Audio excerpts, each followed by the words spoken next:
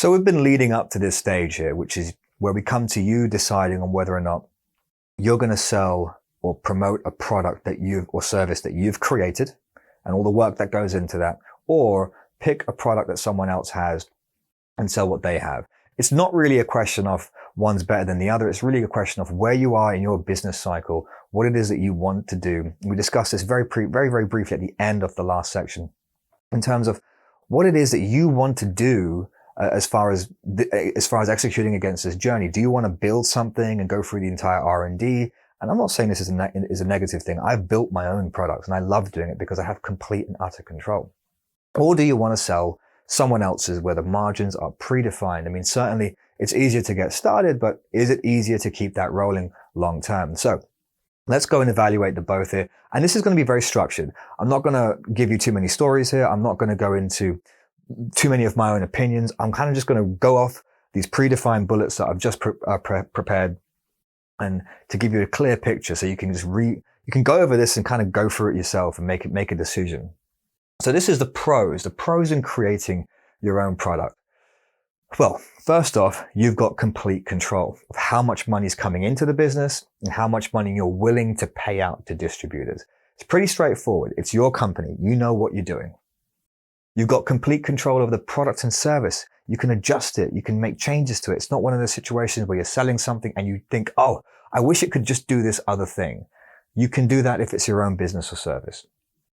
You know exactly what you're offering, so you know exactly how to present it. If you've taken the time to build it out, you know how to present, how to teach your distributors. You can train them to do exactly what you want them to do. You're managing their expectations on what they can expect to achieve in the market.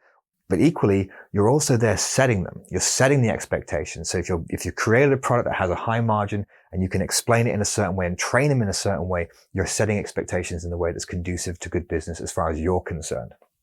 So as far as more pros, there's a few more here. This moves out of the way. You're backing your own brand.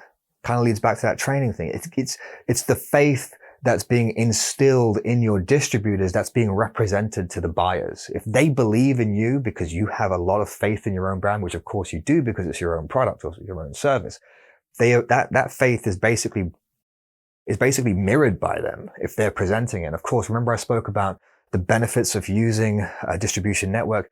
You know, if you're on their menu and they are a reputable distributor, you know, if I'm selling real estate and I'm working with a reputable real estate firm and we're now being something that's being sold by them, you know, there's a lot of faith that they're promoting in our product and that's going to their customer base. So that's really good too. As your business grows, you can start offering additional products. All right. So if you're creating this distribution network, you've got all these different companies working for your businesses working for, or even individuals working for you. And they're giving you this massive pool of customers that you own. These are customers that, because they're coming into your company, they're buying your product. You can remarket to them. You can create upsells. You can make hybrid products. You can do other things by increasing your offering portfolio to essentially just make more money or to have different product cycles. So you can have multiple life cycles going on at the same time. So that's a very good and very strong selling point. You never have to worry about losing exclusivity. When you are selling someone else's product or service, I've had this happen to me many a time. I will be selling very well for 6 months, be making lots and lots of money, and I'll have a bad couple of months and the product owner or the entity above me where I'm selling, of the company that I'm selling for, they will say, oh, I've not met certain key performance indicators for the last 3 months. And for that reason, I have lost my exclusivity and now I have a competitor in my midst and they've brought someone else on. That has happened. It's not a great place to be. I mean, you can still make money in there. But you've now got competition that you didn't really want. So that's another thing. You may lose exclusivity, depending on performance issues.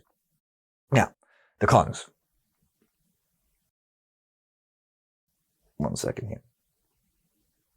The cons. Cons in creating your own product. Okay? Not too many, but they are significant. Can I move that out of the way? I think I can. There.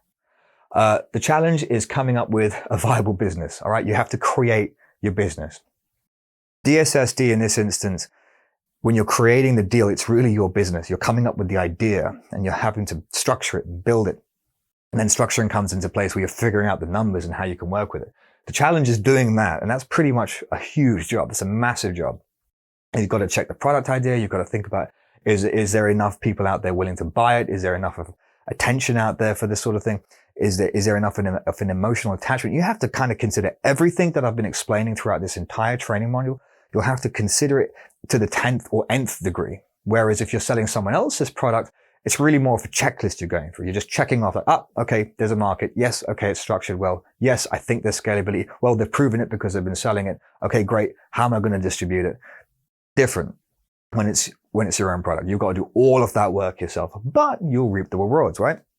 Whatever business you start, you'll need to have some obvious value or something unique to set yourself apart from the competition, which you're going to break into the market, as I mentioned.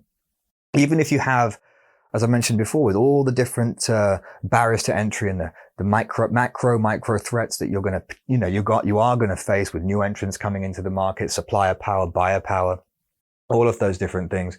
You're going to have to lean on, whether you're going to sell on through a functional standpoint, where you're going to lean on emotion. You're going to see if you can create or identify all those sorts of things within your market, within a chosen customer or buyer group. You've got a lot of work to do there. It's not going to be easy. It's not going to be easy in the sense that you've got to plan for it. You've got to really, really plan for it. You're going to need money. You're going to need startup money. You're going to have expenses. You're going to have to create the marketing. You're going to have to create the brand. You're going to have to do all the logistics.